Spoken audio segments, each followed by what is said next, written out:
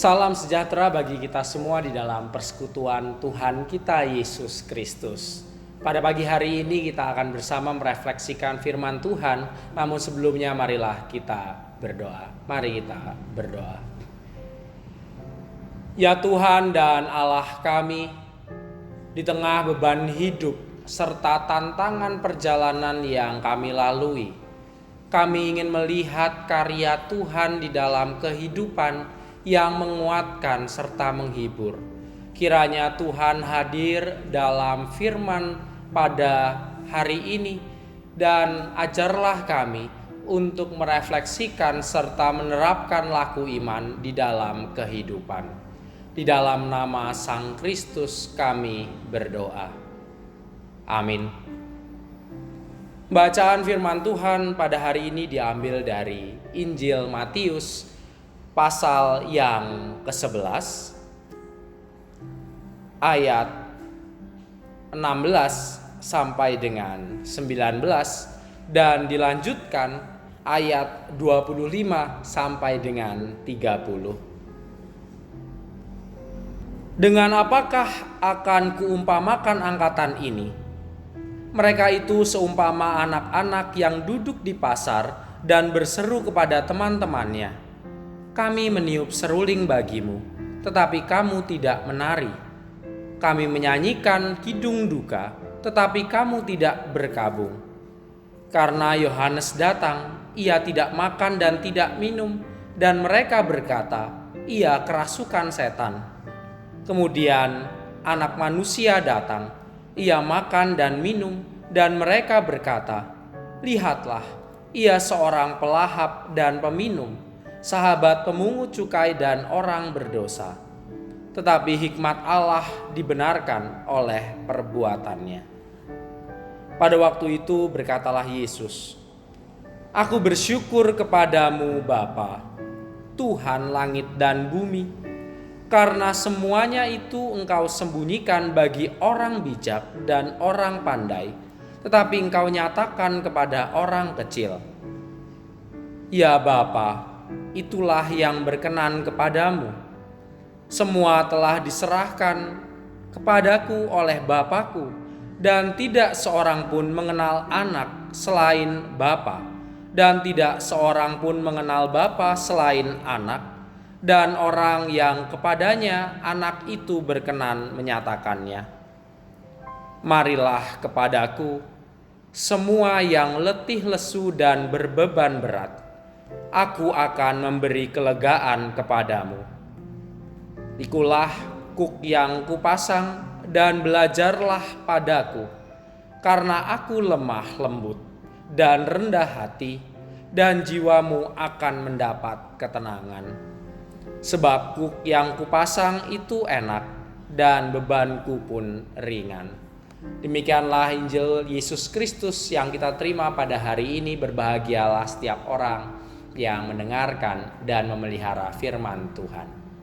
Haleluya. Selamat hari Minggu, salam sejahtera untuk kita semua. Jika kita memperhatikan kehidupan yang kita jalani pada hari-hari ini, kita diperhadapkan pada sebuah kenyataan semakin hari bukan semakin mudah, tetapi semakin hari dan tantangan-tantangan menjadi kian sulit. Terkadang persoalan-persoalan yang muncul tidak jarang membuat kita menjadi lelah, lesu, serta kehidupan dilihat sebagai sebuah beban yang sangat berat. Oleh karenanya, beragam cara kita lakukan untuk menyegarkan tubuh dan pikiran kita. Salah satunya adalah melakukan beragam hobi. Ada yang di masa pandemi ini karena saking stresnya kemudian jogging. Ada yang kemudian bersepeda. Tetapi ada juga yang di rumah menyaksikan film atau nonton bersama dengan keluarga-keluarga terkasih. Tujuannya hanya satu, yakni mencari kelegaan dan melepaskan kepenatan atau kelelahan kita walaupun sejenak. Namun ternyata tidak semua orang mampu untuk mencari alternatif kelegaan. Sehingga banyak pula yang akhirnya karena saking tertekannya, saking stresnya mencari jalan pintas. Lihat saja kalau tidak percaya di sekeliling kita. Tidak sedikit orang yang karena dalam masa pandemi ini tertekan, akhirnya tetap nekat untuk berlibur sehingga akhirnya menciptakan kerumunan. Di minggu kemarin pantai-pantai di sekitaran Tangerang sudah mulai ramai didatangi oleh orang banyak. Ada juga yang nekat karena sudah tidak tahan memakai masker, akhirnya masa bodoh dengan penanggulangan penyebaran wabah. Dan ada juga yang nekat untuk tetap melangsungkan acaranya meski tidak tahu bahaya yang ada di depan mata. Saya saja harus menunda pernikahan saya karena saya tahu ada bahaya yang sedang kita alami bersama. Begitulah setiap orang. Terkadang beban membuat orang mencari jalan pintas untuk mendapatkan sebuah kelegaan. Marilah kepadaku semua yang letih lesu dan berbeban berat. Aku akan memberi kelegaan kepadamu. Ini adalah sebuah kalimat yang memberikan kesejukan bagi kita saat ini yang letih, lesu, dan berbeban berat. Karena dalam bagian ini Yesus menjanjikan adanya sebuah kelegaan ketika kita datang kepada Dia. Gambaran dalam Injil Matius 11 ayat 28 ini menunjukkan bahwa kelelahan yang dialami saat itu bukanlah sekedar kelelahan fisik. Namun sama seperti kita, bangsa Israel pada saat itu mengalami kelelahan psikis. Hal ini terlihat manakala Yesus menggunakan gambaran kuk untuk menunjukkan adanya beban psikologi yang sedang umat Israel tanggung. Kuk adalah sebuah peralatan balok kayu sederhana yang biasanya diletakkan di atas pundak seekor atau sepasang lembu supaya ia dapat bekerja dan dari belakang dapat dikendalikan oleh tuannya. Lantas pertanyaannya ketika kita membaca ayat ini, beban apa yang kira-kira saat itu ditanggung umat? Dalam bagian ini secara simbolis, Yesus berbicara mengenai adanya hukum moral atau pengaplikasian hukum Taurat yang benar-benar berat yang harus dijalani oleh umat Israel. Kalau kita tahu, mulai dari kecil hingga dewasa, beban pengaplikasian hukum Taurat nyatanya menekan seluruh kehidupan umat Israel. Di Israel bahkan ada tradisi dari bangsa Yahudi, yaitu upacara yang disebut bar mitzvah. Upacara ini diperuntukkan bagi anak-anak bangsa Yahudi yang berusia 12 hingga 13 tahun untuk ditetapkan menjadi anak hukum. Dalam upacara ini secara simbolis biasanya ada seorang anak yang akan naik menghadap mimbar untuk menerima hukum Taurat. Bisa dibayangkan bagaimana pada saat itu orang Yahudi benar-benar menjunjung tinggi hukum tersebut. Namun di balik tingginya mereka menjunjung hukum tersebut, rupanya dalam bacaan kita kali ini ada sebuah persoalan. Ternyata hukum Taurat yang mereka junjung tersebut justru memberatkan atau membebani mereka. Bagaimana tidak menjadi sebuah beban. Rabi Yahudi dan orang Farisi merinci 10 hukum Taurat tersebut menjadi 248 perintah dan 365 larangan. Sehingga bisa dibayangkan total sekitar 613 aturan yang tidak hanya dihafal oleh orang Yahudi tapi juga wajib dilakukan. Gagal melakukan salah satu saja berarti umat tersebut gagal mematuhi seluruh hukum Taurat. Bisa dibayangkan bagaimana kondisi mereka saat itu.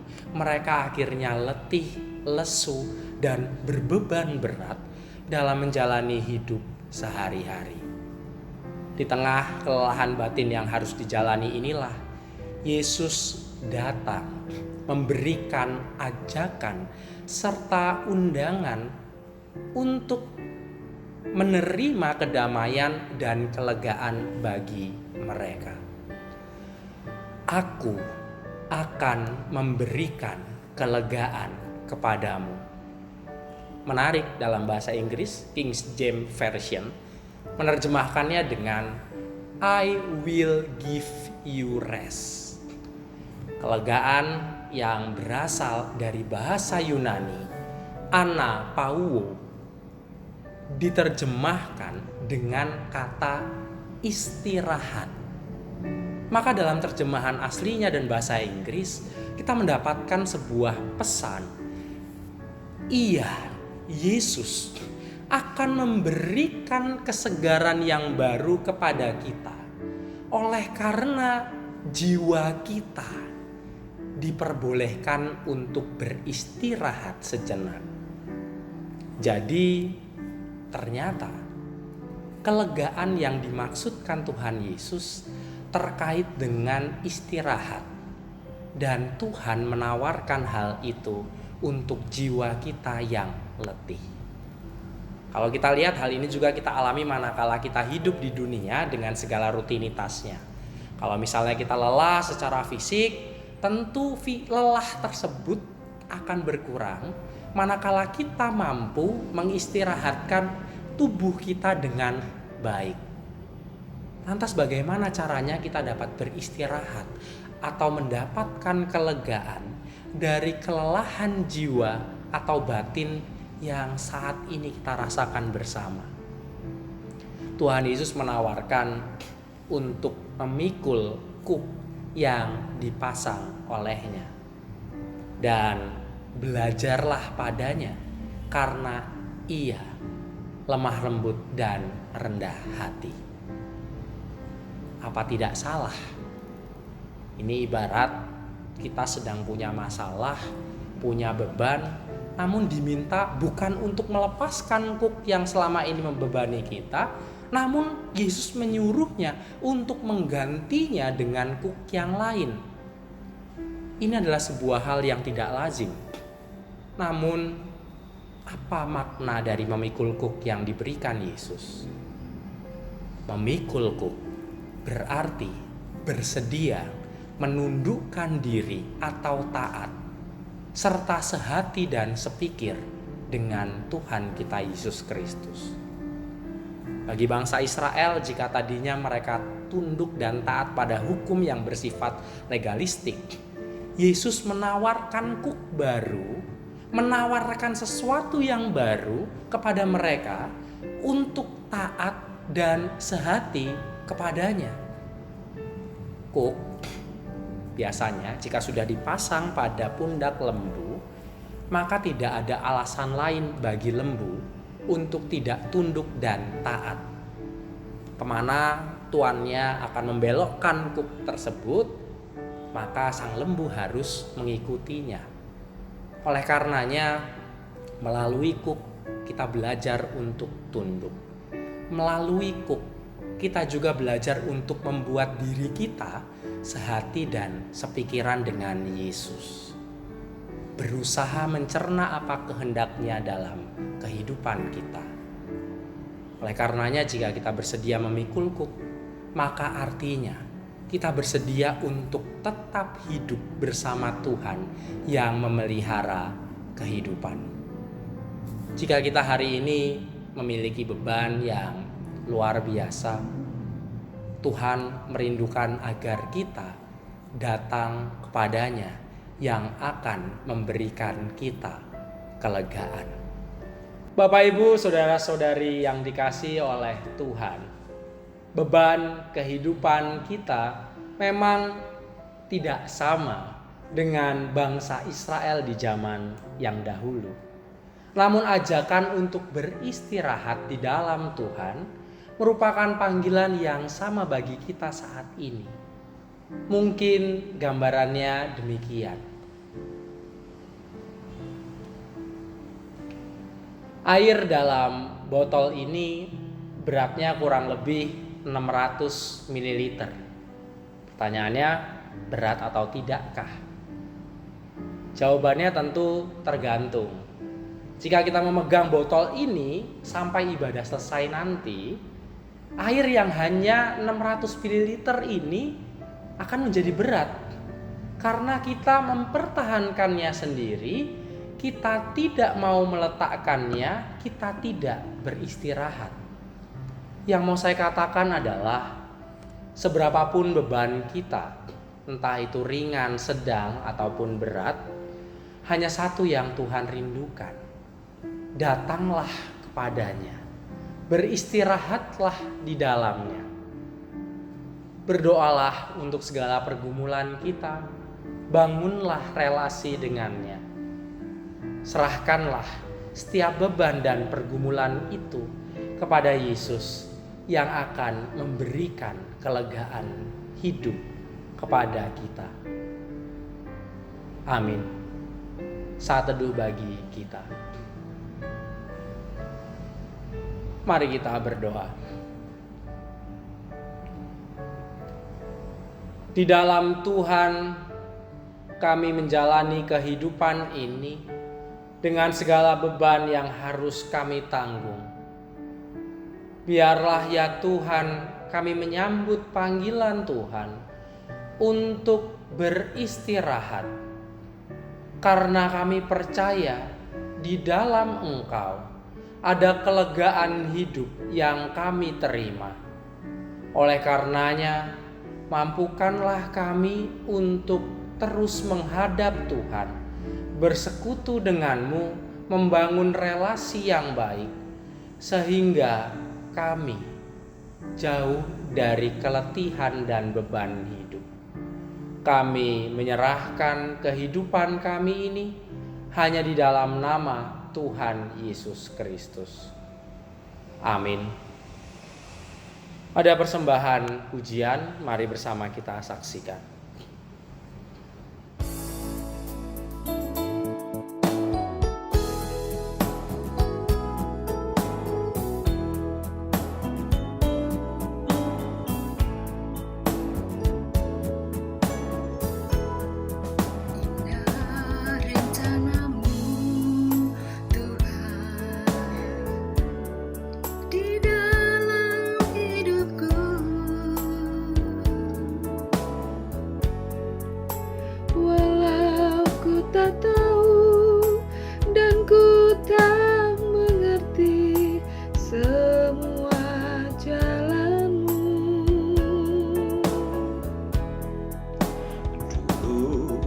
Tak tahu Tuhan, berat ku rasakan,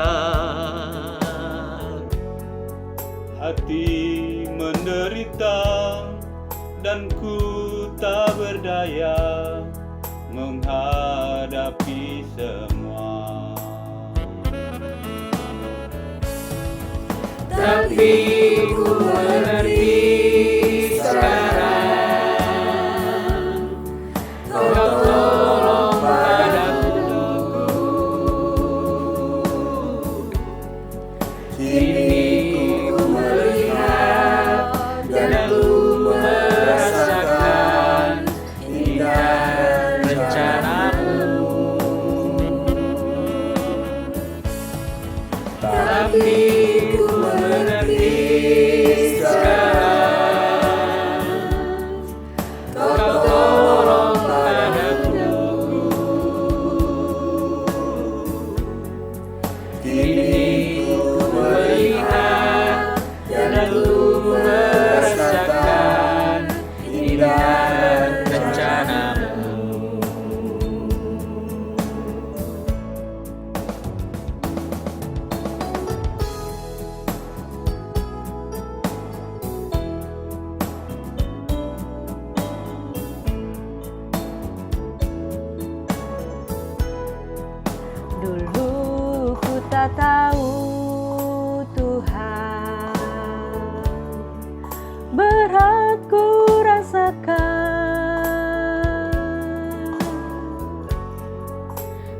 mati menderita, dan ku tak berdaya menghadapi semua. Tapi ku mengerti sekarang,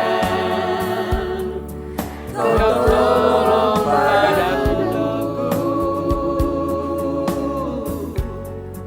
Kini ku melihat dan ku merasakan indah rencana-Mu. Tapi ku mengerti sekarang, Kau tolong padaku. Kini ku melihat dan ku merasakan indah rencana-Mu. Kini ku melihat dan ku merasakan indah rencana-Mu.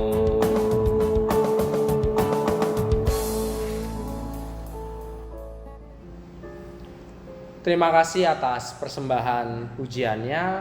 Saat ini marilah kita bersama-sama mengikrarkan iman dan percaya kita dengan mengingat pengakuan iman rasuli yang demikian. Aku percaya kepada Allah Bapa yang Maha Kuasa, Khalik langit dan bumi, dan kepada Yesus Kristus anaknya yang tunggal Tuhan kita, yang dikandung daripada Roh Kudus, lahir dari anak darah Maria, yang menderita di bawah pemerintahan Pontius Pilatus, disalibkan, mati dan dikuburkan, turun ke dalam kerajaan maut. Pada hari yang ketiga, bangkit pula dari antara orang mati, naik ke surga, duduk di sebelah kanan Allah Bapa yang Maha Kuasa, dan akan datang dari sana untuk menghakimi orang yang hidup dan yang mati. Aku percaya kepada Roh Kudus, gereja yang kudus dan am, persekutuan orang kudus, pengampunan dosa, kebangkitan orang mati, dan hidup yang kekal. Marilah kita mengarahkan hati kita kepada Tuhan. Jadilah saksi Kristus. Terpujilah Tuhan. Terimalah berkat dari Tuhan. Tuhan memberkati engkau dan melindungi engkau. Tuhan menyinari engkau dengan wajah-Nya dan memberi engkau kasih karunia. Tuhan menghadapkan wajah-Nya kepada engkau dan memberi engkau damai sejahtera. Amin.